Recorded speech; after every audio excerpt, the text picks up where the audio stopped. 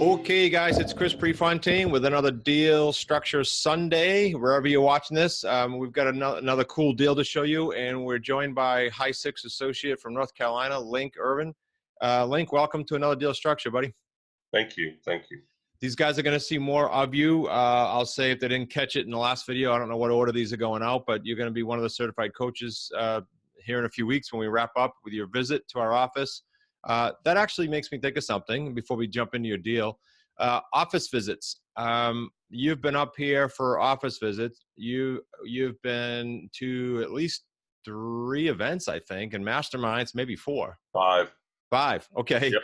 So and I'm looking forward to the next one. Yeah, I appreciate that. So comments on for them, you picture some of these people like maybe just started watching us, or they've been following us for a long time and haven't taken action. So thoughts on the QLS events yearly and the business scaling events yearly, or why they might want to be there?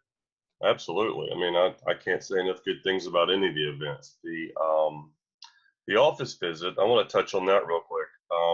The office visit, I would certainly suggest that they have something to begin with. They need to have made some calls. They need to try to do some stuff. And I think that's kind of a process now that you guys have put in place. But when I started, I actually came up pretty early in the process, and it wasn't as beneficial. You need to be talking about deals. So I certainly recommend that they hold on that a little bit, but you'll know when it's right. So I'm sure you'll guide them properly. I agree. And Steve came recently, Steve and Lauren, and they said, man, if I came earlier, I wouldn't have any clue. So yeah, they got to be at least a little bit in the trenches. Yeah, you need to know what questions to ask so that when you get the answers, you can actually place it somewhere in your thought process so that it's beneficial. Otherwise, It's, man, they really are nice. Man, they really have a great operation. And this really does work. But I mean, you leave with so many questions that you could have asked. So I want to touch on that real quick since you Good, thank you.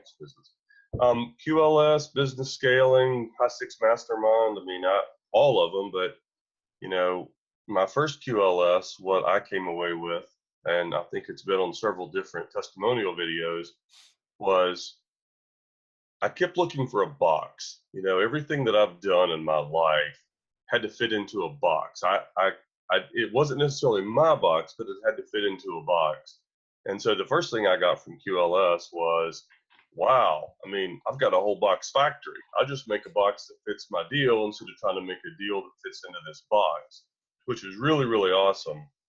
And then to hear everybody else and look around the room, hear the questions, hear the thoughts, hear the positivity, but hear the people struggling with some of the same things I was struggling with. And it came out at business scaling, it comes out at High Six, it comes out at QLS, it comes out at side conversations during breaks.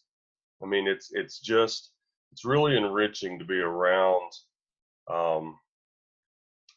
one, you guys, because you're positive and upbeat and you're transparent and you really are who you say you are, but also it's just really enriching to be around people struggling with the same things.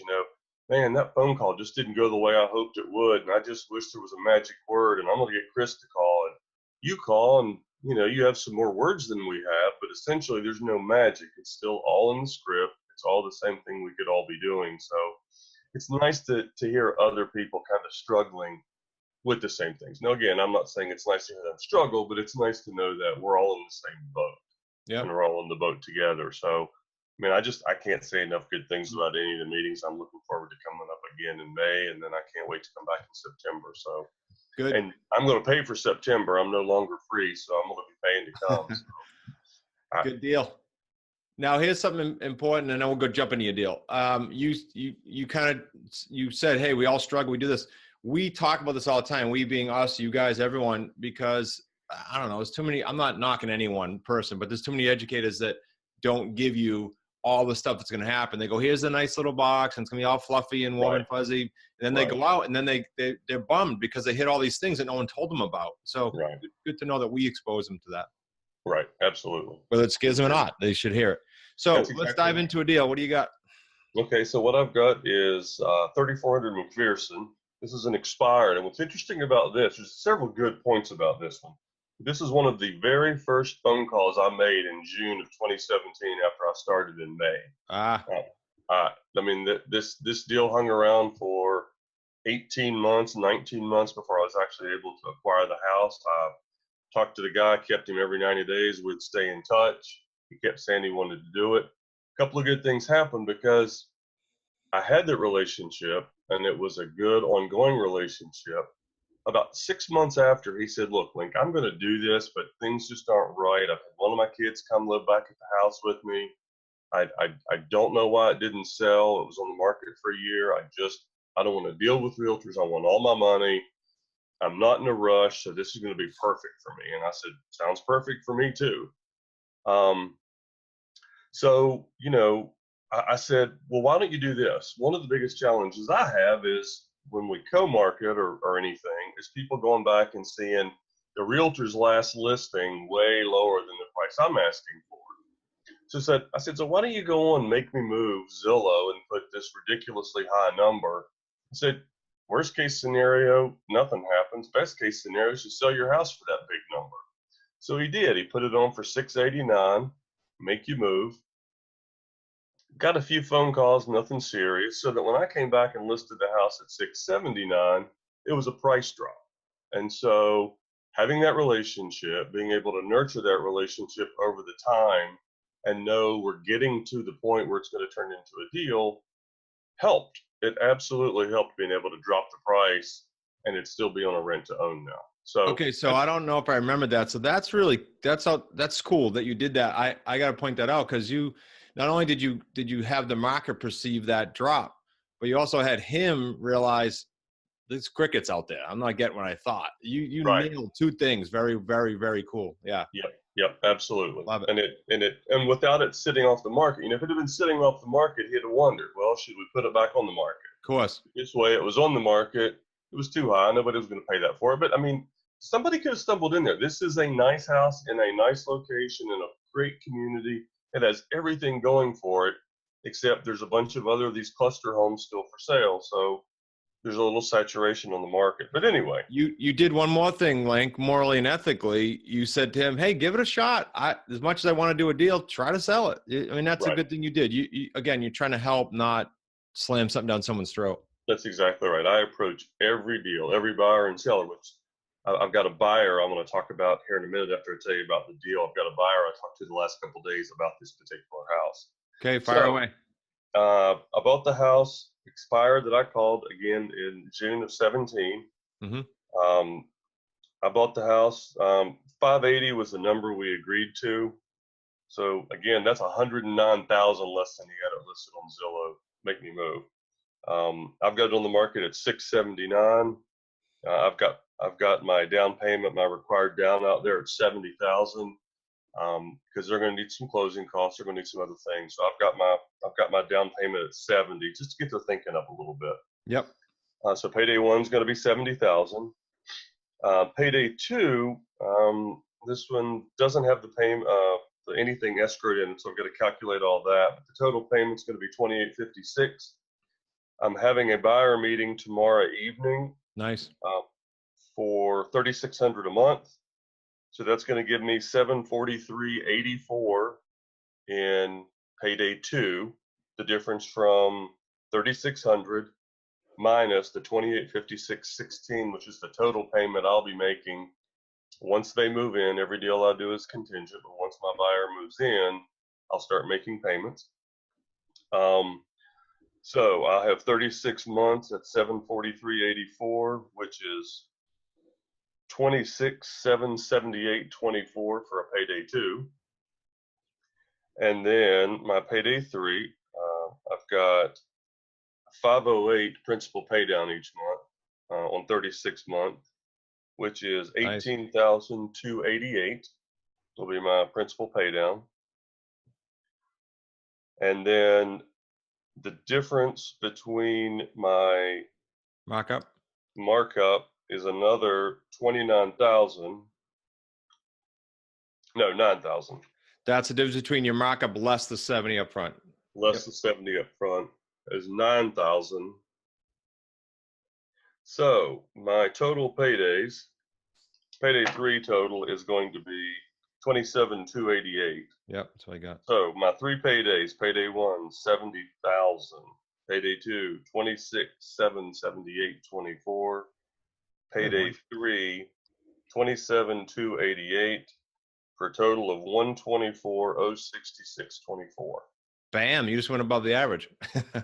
Yep, that's about 52 above my average. So Yeah, and it's above the high of Bill's deals in DC. So sweet. I got a couple of things you said that are worth repeating or elaborating on. One is you said very matter of factly, all your deals are contingent upon a buyer. I can't tell you how many times I get a question on YouTube or otherwise or Facebook that says, yeah, but you got to start all these payments right off the bat. No, he just told you he makes every deal with the seller contingent upon finding the tenant buyer, installing them, getting their check at the signing table, and then starting payments. Now, a little caveat there. Do you work into your deals, Link, that you start 30 days later, or does it just depend on the deal? it depends on each deal. Some deals I do that. I try to do it on every deal, but it doesn't Right. happen on every deal. And just like this is going to be a good deal. It's been floating around for 18 months. I thought the house would sell quickly. It's going to. It's going to sell in less than 90 days. Sweet. And it's going to be a big deal. So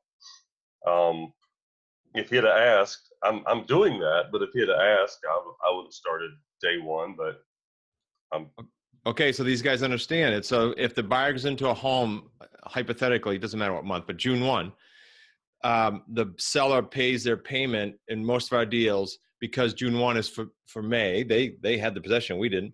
And then, so we close the buyer, they pay for June, they pay for the deposit. We don't start paying until July 1. You pick up an extra month on top of the payday one. So it's pretty cool just for them to hear that. absolutely. I wrote something else down. Oh, funny. When at the very beginning you said, okay, that took 18 months to come back. So I scribbled down that required that you actually couldn't quit. You actually had to stay in business for 18 months to get this That's deal. exactly right. That's exactly right. And And what do hang we around. say? I mean, again, just build relationship. I mean, again, it was about building a relationship. And everything I put out a link, and people say I cut my legs off by this and I scare students away, but I tell them all, if they can't commit to 3 years doing this business, then don't do it. Because two things: one, I don't want someone to come in and quit. Two, if they go 3 years and they listen to what we say, frankly, any mentor in any industry, not just us, That's they're exactly going to have a right. good experience. So if you That's can't do that, exactly don't right. do it. That's exactly right. Absolutely agree. Absolutely agree. And you said something before we wrap up about you wanted to comment about this buyer. What was that? Well, actually, wanted to comment about the buyer. You know, really a big part of why I do this is to help people. Mm-hmm. One of the reasons I got interested in lease to own homes, we had owned a business. And then in 2008, after the mortgage mess, we tried to buy a business, buy a house, and it wasn't going to happen. It just absolutely wasn't going to happen. Had 800 beacons, and it just wasn't going to happen. We just started a new business after a year out, and it just wasn't going to happen. So I started looking around, and I found lease to own and started digging in. And it was going to be a very reasonable and viable option for me. So I have kind of a soft spot for our buyers Yeah. because, a lot of them have just had challenges, issues that came up that they couldn't deal with. Ours was even beyond our control. But all that to say, this week I heard from a guy, and the first thing he said was he was trying to get me to carry a second node, and he was asking all these weird questions. Well, it turns out he could get a debt to income for 70% of the payment, and he was going to go ahead and borrow that money and then wanted us to carry a second. And I explained, well, it doesn't work like that. No bank's going to do that. But I started digging in, and he makes $115,000 a year with a $30,000 bonus. So he's an $85,000 a year employee. And I'm like, look, man, this is too much house for you. Yeah. I appreciate that you'd like to do it. And there's plenty of people out there who would probably sign him up. He had 30 grand to take the money and try to put him in the house and try to jam him in. But immediately it struck me, this guy doesn't make enough money to buy this house. And I told him that on the phone. Well, it turns out his wife's starting a job next month where she's going to be making 60 grand a year. So together they could theoretically maybe afford this house. But I said, before we do anything, I want you to talk to our mortgage guy. We have a great mortgage guy who will help you evaluate what you can truly afford as far as the house. and then we'll move forward if it makes sense at that time. I just, the money in hand is tempting, but I just don't want to put a buyer in a house that's going to fail. Yep. And that goes back to what we said either in this video or another one, that we're setting these people up to win, period. Yep. And then everybody wins. Then Yep. I win, the buyer wins, and the seller wins because I'm able to cash them out in the window that we had originally agreed to, rather than having to jump through hoops, cause myself a bunch of grief. So it's, there's a lot more to it than just, taking a buyer. Yeah. No, it's awesome. And I said at the beginning that you're going to become one of our coaches, Link. So just because they probably would have liked what you just said in many ways, if you guys are listening and you think you may want to be coached in the future by Link, just send an email to support at smartrealestatecoach.com, and you'll have a chance to do that perhaps.